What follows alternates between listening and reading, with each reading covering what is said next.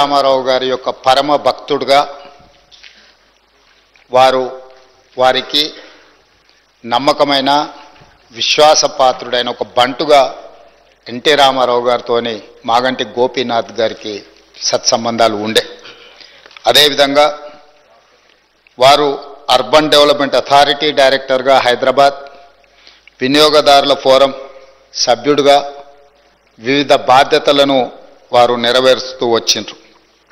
అదేవిధంగా వారు సినిమా రంగంలో నిర్మాతగా, విద్యార్థి రాజకీయ నాయకుడిగా, ప్రజాప్రతినిధిగా, తెలుగుదేశం పార్టీలో ఎదిగి సినీ నిర్మాతగా కూడా వారు రాణించడం జరిగింది. అధ్యక్ష, పాత బస్తీ 1995లో సినిమా తీవడము, అదేవిధంగా రవణ 2000 సంవత్సరంలో నటశేఖర కృష్ణ గారిని హీరోగా పెట్టి వారు ఒక గొప్ప చిత్రాన్ని నిర్మించడం, భద్రాద్రి రాముడు 2004లో, నా స్టైలే వేరు 2009లో, ఇలాంటి తెలుగు సినిమాల నిర్మాతగా కూడా వారు రాణించడం జరిగింది.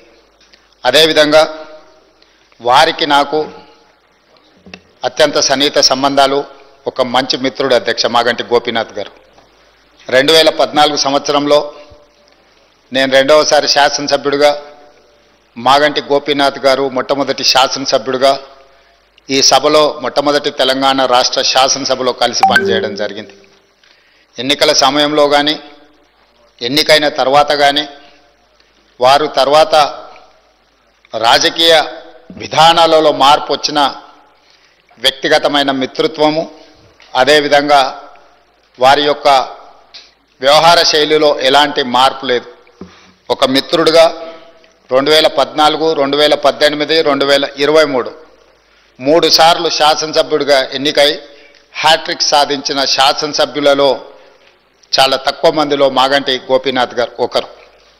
ఈరోజు అనుకోని పరిస్థితుల్లో వారు అకాల మరణం చెందడం ఈ సభలో ఉన్న సభ్యులకే కాదు, వారి కుటుంబానికి, జంట నగరాలలో పేదలకు వారి లేని లోటు ఈరోజు మనందరం చూస్తున్నాం.